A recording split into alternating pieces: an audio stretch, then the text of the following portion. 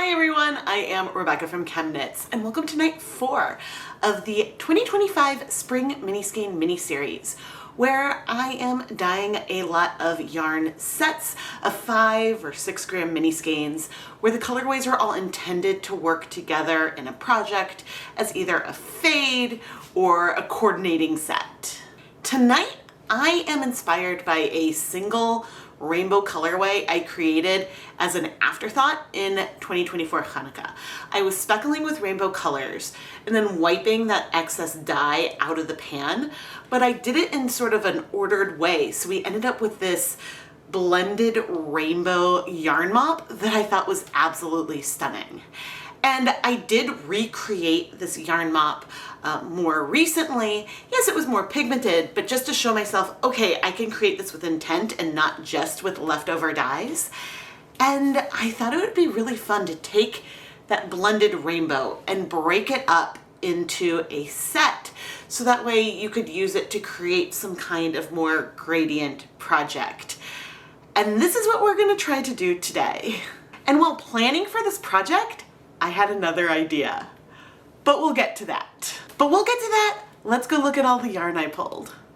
Originally, when I planned this project, I thought I was gonna do just 5 mini gram sets using 100 grams of yarn at a time, because I know it's gonna take multiple rounds with just the equivalent of 1 skein to get good coverage onto the yarn. And so I thought that it made sense to just stick with 100 grams for each of the 5 colors. But then it occurred to me, when I'm gonna apply dry dye powder into the pan, I'm gonna have dye on my hands that I'm not gonna wanna wipe directly onto this yarn. And so I was gonna do some full skein yarn mops, but realized because of the way I'm doing the different colors at different stages, we should do some yarn mops and a set colorway of yarn mops going through each of the different colors to do a comparison between the two. And so for this round, our dry rub is going to have Crazy 8 DK, the zebra base that is 80% superwash merino, 20% nylon, a sparkle yarn, our yak silk DK weight blend, and then our superwash merino cashmere silk blend. For the quote yarn moppy set, where there's going to be some overlap, but you'll notice there's no zebra or sparkle in here. That'll help me make sure I'm grabbing the right set for the right project. As we move forward today, I have 2 Crazy 8 DKs, 1 titanium sock, a worsted weight 100% superwash merino, and then another skein of that yak silk DK that we have over here. Now this yarn I pre-soaked overnight. This I just started pre-soaking. But since this is our more yarn mop technique where whatever dye is left on my gloves, I'll be sort of wiping off onto the skein, I'm gonna let it pre-soak for at least 30 minutes, but it's okay if there is some white or brown left behind. I'm not expecting to get complete coverage. But the last thing I wanna do is add acid. 1, 2, 3, 4, 5, 6, 7, 8. 1, 2, 3, 4, 5, 6, 7, 8. I added 8 tablespoons, or I could have really done half a cup, because that's around 120 milliliters anyway. Oh, you can see I have a soft blank in here. That may come into play later. But I added 8 tablespoons of white vinegar to each of these baths. I don't know exactly how much water there is, but this should be a good amount to make sure that our colors can bind, because when you're dyeing yarn with acid dyes, you need acid, which I'm using white vinegar, heat, a wool-based or protein-based yarn, and yeah, that's about it. If you want to learn more about any of the tools or equipment I'm using for my videos, I will have links and affiliate links down in the video description. You may need to press more to expand the video description so then you can see those links. And all of the tools and equipment I'm using today are dedicated for dyeing yarn and are never used for the preparation of food. My color plan is really fluid today. Now, I could do this as a 6 skein set, but I decided to combine the yellow and orange so I could do 5 skeins. We'll see what I end up thinking about this. I'm not listing all the color names at this moment because I might shift the colors as we continue and see where things are ending up. And another spot where I might not know for sure is here I've pulled both deep magenta, fluorescent fuchsia, fire engine red, and Cabernet. I have a feeling I'm going to leave the deep magenta out. of the reds, but I have it there in case I need it. It depends on if I want more of a red or more of a pink vibe there. But now let's go put on my deluxe rubber respirator mask, safety glasses, and gloves, and we're gonna start playing with our first colorway. But actually, the last thing I'll do is go and start heating up some steamer baskets so that way those are ready to go as soon as we're ready with our yarn. Here we are, ready to go for our reds. We have our Yarn Mop Skein slightly off camera, and then this one. But the first thing I need to do is take that out and then bring in our colors here. So I don't know if I want to try to keep it like a little more repeating or what. This is some FLuorescent Fuchsia, and my plan is not to necessarily keep it variegated, but maybe it will be, and we'll see. But now I'm coming in and wiping that color onto our yarn mops. Now the thing is that this is a bit random, so we may not end up with every color on every mini, but we'll see how it turns out. See, I don't know how it's going to go with the yellow. Oh, that was a lot. I'm going to leave it at that. Oh, I think the Cabernet is going to dominate. Oh no. I forgot. That color is so unbelievably potent. I want to remove, you know what? I want to remove some of this dye. Let me get some more on my fingertips and bring that over onto the yarn mop. Okay, maybe that's not so bad. Oh, we'll see. Maybe I'm not going to have to do multiple rounds, but I have a feeling from what I've done when I tried to recreate it. I did a yarn mop like this in Hanukkah by accident, using multiple layers of dye. And well, I want to see how much I can do on purpose. Oh good, I'm glad I went for the red. I like the way what that's giving.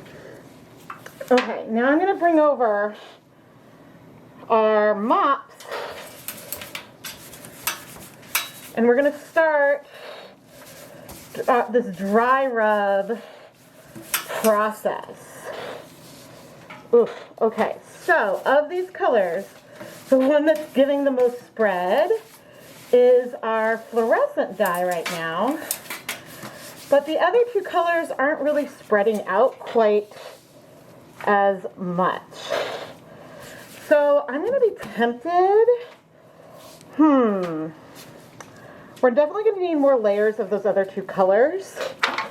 I am tempted to add a little bit more of the neon though. Just a little. I have a feeling we'll need to do a lot more of the other two colors, and I'm going to try to, for the next round, focus on adding parts of, sorry, I need to wipe this color on. I'm going to focus a little more on adding parts of the yarn that did not have the fluorescent fuchsia down, since that color spread a lot more. Now if I had started with no acid in here in the beginning, then I would probably be able to blend things more. But I added acid, so that is what it is. Okay, wiping on there. I do have some skeins that are more like full skeins that I'll use as yarn mops in case those are needed. This is some more of that fire red, fire engine red, whichever one it is. So I want the ends that had the least amount of the fuchsia go down there first, and I'm making more effort to flip as I come in and rub. And I'm definitely doing this in a more sort of controlled, variegated way than what I had thought I was going to do and what I had originally planned on doing. Because I thought that I would blend things more, but I kind of like the way that this is coming together. We still have some whites, but I can check across all the yarn, and I do see some color everywhere. Okay, for this final round, I think I need to focus on the two ends. These slightly taller jars, it's way harder to get the color out. So we've got our Cabernet. And see, this other set, the colors are going to be much more randomly placed. I think that's the other reason why I decided to do this in a more repeating way. And I think that that rainbow video that I'm thinking about is already out, but if not, check out the 2024 Hanukkah special, and then you can see sort of what it is I'm going for. I'm controlling which parts of the yarn I put down first because of where I think I may need coverage. And I can squeeze that color through. But actually you can see that a lot of it is striking really, really well. The Cabernet, hilariously, is not spreading as much as the other colors. I do have a lot of acid in here. Ugh. But it's a very, very subtle, variegated feel. So here is our sort of dry rub colorway. And here's our more yarn mop colorway. Now originally, I think I thought that the two of these were going to be very different or have so much dye in them that like I don't want to avoid transfer, but I think I can probably fit them in my steamer basket without touching. And it's okay if we get transfer between these sections, because now I'm going to steam set this for 30 minutes. And now before we reset to do another color, here I am with just another mop that I'm going to use for all of the colors to help me wipe up the reds. We will be going in color order, so if there's a little red that goes onto our orange, that's not a big deal. But this should help us stay consistent with our colors, and I can pop this in between in a steamer basket as well and get a little bit of heat, so that way when I come again I'm not reintroducing colors. And now we reset for our next color. Right, let's remove the reds, and you can see how I have them in here without touching, from our dye bath. Oh, that one has a lot more. Oh, that's the yarn mop one. I was gonna say that has a lot more white than some of my others. It's very steamy, but here they are. I'm gonna set that aside to cool completely. And now I'm gonna bring in our blue mops. The purple are already heating in another basket. You're gonna see me dye those in a moment. But everything is gonna heat for 30 minutes from when I last added dye. And again, it's okay if we get some color transfer. There we go. Rather than go into the orange, I decided to move to the end of the rainbow and go through purple, doing our orange and yellow colorway last, because I'm not quite sure how I want to do that, and seeing the other colors go through this process is going to help me figure out where I want everything to be. For our purples, I went for Purple Pop, Electric Violet, and Deep Purple, and layered them in for the rub in a very similar way that I had done with the other colors. And I'm really enjoying this rub effect that's giving us colors that are a little more patchy. We've got whites and things left in there, but I'm hoping this is going to bring some like watercolor and softness into it that ultimately is going to transition between the colors. And this is in contrast to our much more random placed, quote, yarn mop for this, what's otherwise a yarn mop technique. And in fact, there is another video in the 2025 SMSMS where the yarn mops, I did get some differences because one of them I wiped up the counter from Speckles more, and another one I used just to wipe my fingers, and you can see how the blending of things happens. Maybe I originally intended to blend things out a lot more when doing this, but part of the fun and part of what I was wanting to see was to just play with these colors and see where we went and see where we ended up. And I'm really liking the way that this is going. As we move into our blues, I'm using a combination of Caribbean blue for the quote neon color, dark navy, and sapphire blue. One concern about this overall technique is that I could add significantly more dye for one of the colors than I have on one of the other ones. And so it's possible that this blue here could end up feeling way more saturated than, say, our orange or our red, and then maybe that doesn't feel as balanced in a set. And so this is something that's a little bit harder when you're very much dyeing by feel, but it also can be harder when you're measuring out colors, because some colors are more potent for a similar amount of dye than others. For honey mustard, for example, which is sort of my deep yellow that I might use later on, I know I need way more of that to feel like it's on par with a Cabernet or navy. And so that's something to keep in mind. Our greens are forest green, radioactive, which is fluorescent, and emerald green.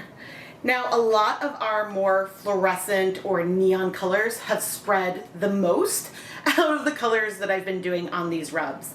And emerald green, though, that color is a spreader, so I may not need to use nearly as much of it and do as many rounds as I might have done with other, quote, more primary classic colors I've played around with thus far. Finally, here we are with our yellows, and I have 4 colors that I want to use, and I really didn't know if I would want to change the direction and stick with, say, just a yellow skipping orange altogether, or having a little bit of both in here. I started off for our yellows with 4 colors: saffron spice, both fluorescent safety orange and fluorescent lemon, and then honey mustard. And I think if I was going to do this again, I'd leave out the fluorescent safety orange and just use the fluorescent lemon in the middle. Because by picking sort of a deep orange for one side and then a yellow orange for the other, instead of using, say, brilliant yellow or blazing orange, those are really coming across as more saturated versions of the yellow, and the fluorescent safety orange is feeling very pigmented to me. Now, I think it's fine that it's in there. It's not going to have necessarily the same 3-color feel, but the fluorescent safety orange blends into the saffron spice pretty well. So I'm really happy with how this combination came out, and as a solution for yellow and orange. And it's fun to think that, oh, this is how I would do it going forward and keep it a 5-color set versus trying to bring in more of a yellow. Because if I had fluorescent lemon, honey mustard, and brilliant yellow, there's not a ton of contrast between brilliant yellow and fluorescent lemon. There's a little bit, but it would stand out more, just like this is going to stand out a little more anyway, within the whole color family I'm going for. So anyway, I'm really happy I did things like this in the end. And our worsted weight yarn mop that I brought in at the end to finish wiping things down, this will steam set and be washed off camera, but I love the way that this very pastel rainbow kind of thing is coming together. This year, I am translating all of the projects I'm dyeing on mini skeins onto sock blanks. And so how am I going to translate this colorway that has 16 different colors, apply it in ultimately a random way onto a sock blank? Let's go see. Before starting to do some sock blanks inspired by our techniques today, I took just a damp paper towel to wipe out the pan. We did have some yellow notes in there, but ultimately that's fine. I decided to dye 2 sock blanks inspired by what I've been dealing with so far. In my pan, I started sprinkling out all 15 colors. Oh my goodness, I don't know how this is gonna blend, but I tried to keep things roughly in rainbow order. The only color that I had used before that I left out is the fluorescent safety orange. That I left out completely. After adding each color into the pan, I took my gloved hands and used a different sock blank to wipe that dye onto.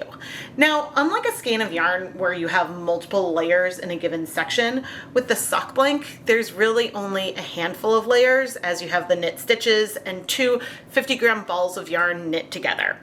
So I did have another yarn mop to help remove any excess dye that was left on my gloves before drying my hands and going into the next color. What was really fun about this project is that the wiped off of my gloves yarn mop blank is done before I even brought the other blank to start wiping up the dyes in my steam pan.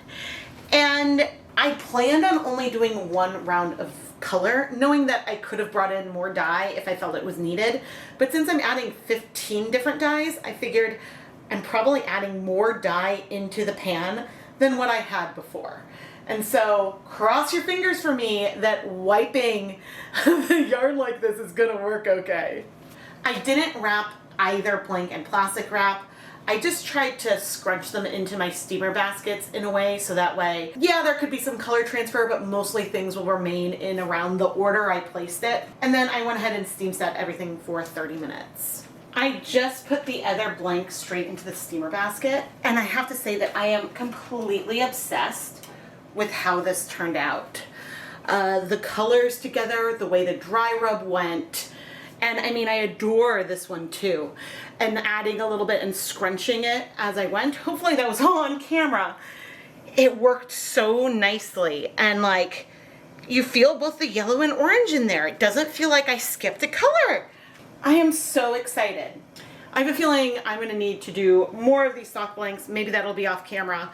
I don't usually use 15 colors in one colorway. Even this yarn mop down here is pretty spectacular and fun because it has a tiny bit of almost all 15 colors. Oh my goodness. This whole project went way faster than I expected. I think the big thing that helped things go faster than I expected, and the faster than I expected was the actual application of the dyes to the yarn, was the fact that I had done so much prep and planning beforehand. At the beginning of the video, you saw me pull out more colors than I thought I might need, but I really tried to think through what colors I might need and how I might shift things if colors were going in a different direction.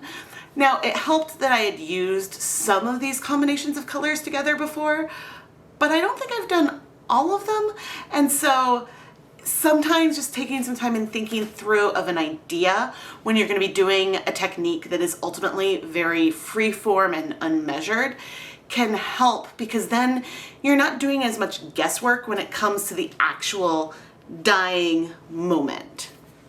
Now, there are definitely times that I overthink what I'm doing, and sometimes I'm going for it and the colors may not work out quite the way I had in my head. And then of course there's times when things worked out absolutely perfectly, and I think today is one of those days where it worked out really perfectly. But anyway, I waited for all of our steam set yarn to cool completely to room temperature so we could start washing it. I picked the color that is the most likely to bleed to wash on camera. And the greens have two colors in there. I added a little bit of clear dish soap that can be culprits. Now, one nice thing about the yarn mop technique when I'm rubbing the dye onto the yarn is that that tends to dissolve the dye pretty well, which helps prevent problems later. There's a hint of some color in there. I'm washing with cool water, by the way. Now right here, it looks like there's some green in the water, but that could be a reflection. And I think that was more of a reflection than seeing anything there because, I don't know. Certainly there's not much and it's not bad. Now, I'm happy because I can see some of the neon green on the yak blend, which makes me very, very happy. Oh man, it'll be really fun to do something with both of the way these yarns are. So like to do, if you had two sets, one that was sort of this dry rub variegated, one that is the more yarn mop, and say you go like a little bit of yarn mop variegated, a little bit yarn mop, and then blend the yarn mops into the next color. Ooh, that would be really, really cool. But anyway, I have a lot of yarn to wash, and maybe I'm gonna dye up more of this. Maybe I need to go through and like rub it in a more all over way like the sock blank. But anyway, speaking of sock blanks, let's go take a look at some sock blanks I dyed with this technique. I decided to quickly wash one of the sock blanks on camera because when I removed this one from the dye bath, there was a little bit of dye left on the surface that transferred onto the tongs. And this could be because maybe there was some dye that was undissolved when I put it on. Some of the dyes were a little bit thicker on my gloves, but nothing is coming out now while I'm washing it, and so that is really good. I dyed another set of mini skeins in both our more dry rub and more classic wiped yarn mop way, completely off camera, and we'll compare the second round with the first round I dyed in a moment. But I also dyed up another round of sock blanks, and I figured I'd film it so that way I could have the camera completely focused on either the first blank while I was wiping off my gloves as I was adding dye into the pan, and then the second blank when I actually did the rubbing within the pan. The yarn mop for the rubbed blank worked out so well, even scrunched in a little pan. Normally, I might dye this type of blank, having it more spread out on the counter. You've seen me do that with guar gum and brushes, but I love that the way that scrunched, it made the colors move maybe even a little more out of order sometimes, but it just worked so, so well. The dry rub also went super well, and I will admit I was super relieved with how much coverage we got of the dyes on the yarn. I think when you first add the blank into the pan, I would get a little bit nervous that we'd end up with a lot of white behind, but by moving more, squeezing, and just working things through, we got blending, but also you can still feel, maybe not the character of all 15 colors, but you can feel that there's more than 5 dyes in there, and that's really exciting. I had no idea if I added the same amount of dye for the second round or if I had increased or decreased it significantly, but I still feel like that there was amazingly some consistency here. I really need to do this type of project on a shirt or something because I adore the effect and I want to wear this. These yarn sets are absolutely beautiful. I feel like the camera angle is not doing it justice. The transitions between the colors here are so soft from that dry rub. Way softer than it would have been if I had done some kind of liquid technique and had it rubbed and blended the colors together. And I feel like the sock blank that I got from dyeing with all, 15 different colors, I feel like that this sort of evokes the blending that we got, because here with even more colors, yes, there's a separation between our red, orange, green, blue, and purple, but there's a blending between them as well because of the rubbing that we did. But we'll come back to the blanks later. The Yarn Mop collection is also so fun and cheerful, and these would pair so well with the dry rub yarns. They are different, but can you imagine like alternating between the set I showed you first and then this set and sort of going back and forth? I think that would be really fun. I do plan to come back to the blanks later on, but I just wanted to show how much more saturated this is, but also the one big difference we have between doing this on a blank versus the mini skeins is that yes, we have this section, this is our yellow-orange section, our green section, but some of the orange moves up, some of the blue moves down. So the transitions between those sections are gonna vary more. But otherwise, when I go and unravel this, the feeling within one section here is gonna be very similar to the feeling that we have on one of these yarn mops. It's just the color progressions are gonna be a little different. Now, I did dye a second version of these two colorways. And I'm going to try to insert a clip of that yarn here right now because there's going to be a lot of similarities between them, but also just some differences because they were dyed on different days. Maybe I used more pigment for the dry rub in the second time versus the first. It's hard to say for sure and label the two up there. But it was really, really fun to create 2 different types of colorways at the same time. The second set, the rubbed skeins do feel more saturated, and I do believe that I used more pigment, but we also have more yak blend yarns in there, and so that makes everything look more saturated as well. one last thing before twisting. We don't have that much fluorescence. Like if I come closer in here, there's none in the blue, but you can see really the green and our orange and yellow shine through. The pink and the purple pop are a lot more subtle and similar. You do see it over here, but it's more subtle because of the way the colors blended. But subtle fluorescence is still fluorescence and still fun. Here are 4 sock blanks that I dyed using the techniques of this video. And in one of the cases, we have an insane amount of consistency and less so in the other. The more yarn mop blanks look nearly identical.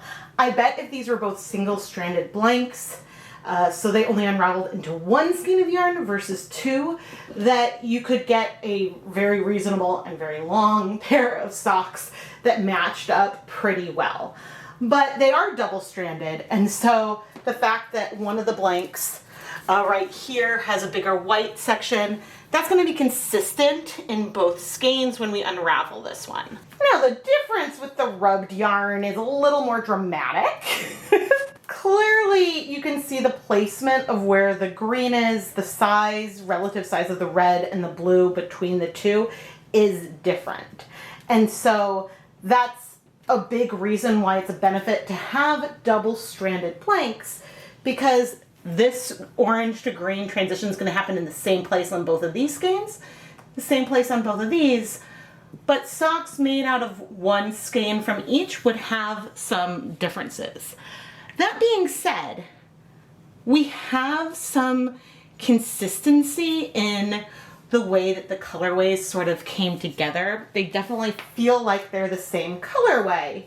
It's just the balance of how I add the blank into the pans varied a little bit more. But overall, I am obsessed with how these blanks turned out, and I want to do this sort of technique more. And again, I really, really need to do this on a shirt.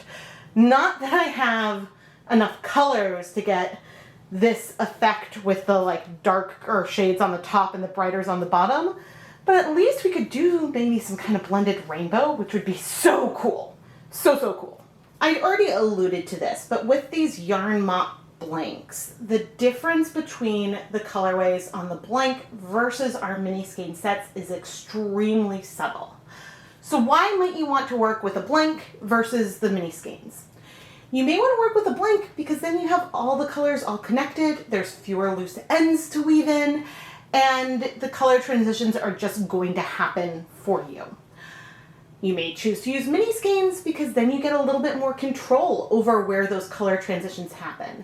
And if you're making something like, say, mittens with this, and you want, say, to control that each finger is a different color or something like that, you can do that with the mini skeins. You can mix and match where the colors are placed more versus relying on where the colors take place in the skein. But another perk of the sock blanks is that those colors are a little bit more blended, whereas with the mini skeins, it might feel a little bit more striped unless you do something to try to blend the colors together. And if you did something like a brioche or like a knit one below kind of stitch or color work, you can blend things together in a way that it mixes the colors up a little bit more. So you do have control there. Hopefully what's coming through is why you might want mini skeins versus the blanks. The dry rub comparison is way different because we blended everything together way more on the blanks.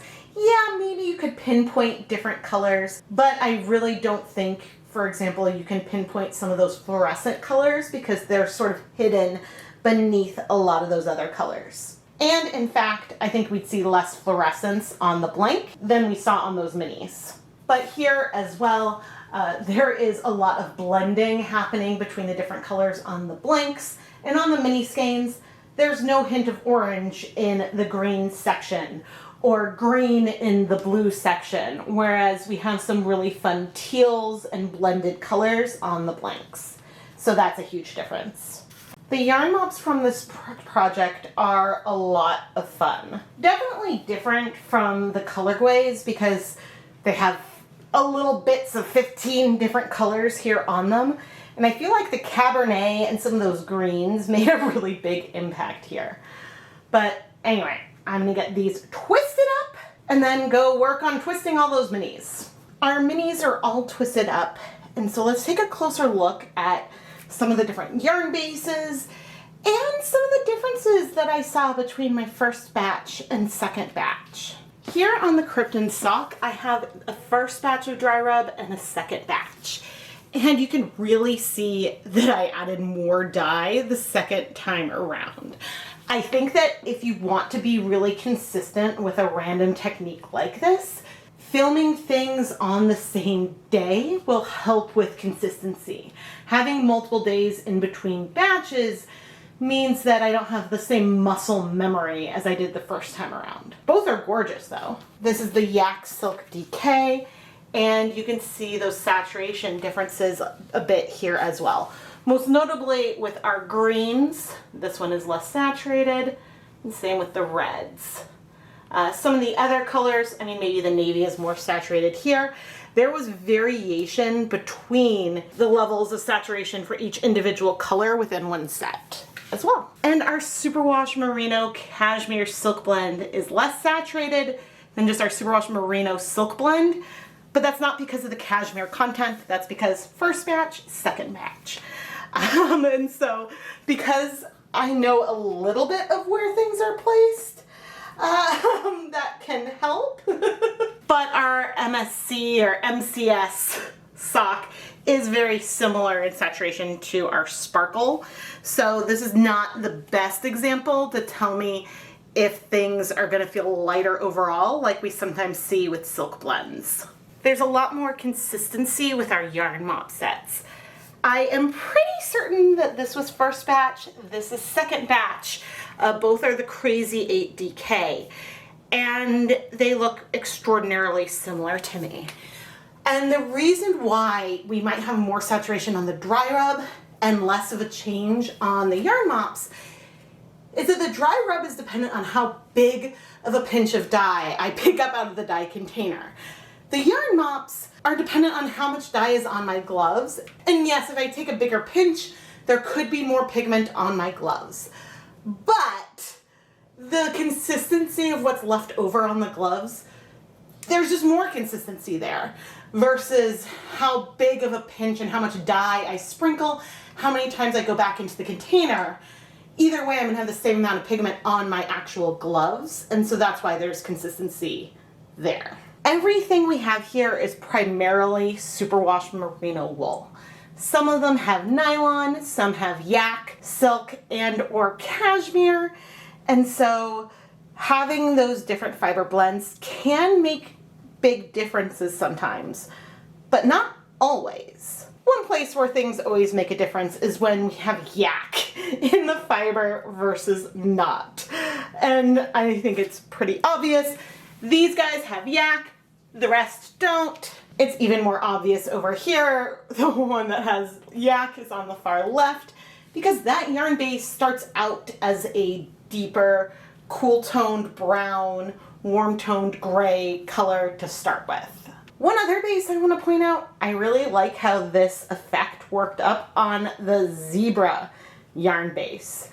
I'm bummed I don't have the more yarn moppy ones on this base as well because yarn mops look awesome on this base layered with the zebra ply, but if I dye more, then maybe I'll need to do some of that. I have to know, which one of these sets was your favorite? Do you like the more wiped off the glove yarn mop set, or do you like the more dry rub set? I'm really obsessed with both of them. And I think one thing that's especially fun for me is that I did a whole SMSMS focused around rainbows one year, creating different types of rainbow sets. And it's fun to show, listen, there's some more ways we can play with rainbows on mini skeins that are fresh and exciting and that I want to lean into and explore even more in the future. I am Rebecca from ChemKnits, and please subscribe and turn on notifications so you never miss a new video. This is the biggest thing you could do to help support the content on the ChemKnits Tutorials YouTube channel. But if you're looking for other ways to help support the content here, you can join to become a channel member and get fun ChemKnits emotes that you can use in the comments or in the chat of a live premiere. I also have a Patreon, and then of course there's the ChemKnits Creations Etsy shop that's filled with hand-dyed yarn that I've dyed in my videos. And so you can get some gorgeous hand-dyed yarn and support the content here at the same time, a complete win-win-win. And now, with the end of the 2025 SMSMS Night 4, this is the last mini skein dyeing video of the series. But tomorrow night is our first bonus video. I will be dyeing up some 100-gram bonus mystery colorways. And oh my gosh, you guys, I'm so excited for you to see the colors. And then on Saturday night, there will be a behind-the-scenes vlog where we'll take a look at everything that went into preparing this series. All of these videos will premiere at 8:30 p.m. Eastern Time, and I love hanging out in the live chat room with all of you as we're reacting to the premieres and I'm answering your questions and things like that. I feel like we coin a lot of terms while chatting and reacting to these videos, including yarn lasagna and some other things, so it's a lot of fun, and I can't wait for you to see what's coming up for the rest of the series. Thank you so much for watching.